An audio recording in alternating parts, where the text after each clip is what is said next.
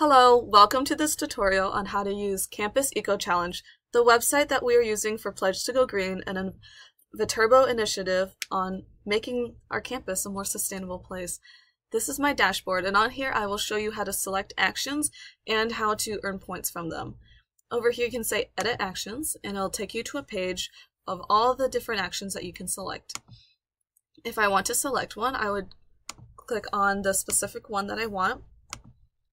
And then it might ask you a little question on how long you want to do something or how many times do you want to do something. I can go back to my dashboard on the menu above, and I can go down here and select a challenge that I have completed.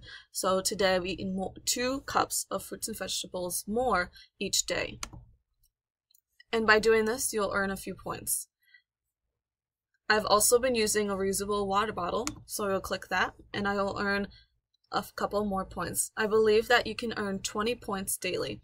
If you want to earn more than that, you can also answer a reflection question, which will add 15 points to your total. We are a part of a team, and to go to teams, you go up to your menu again.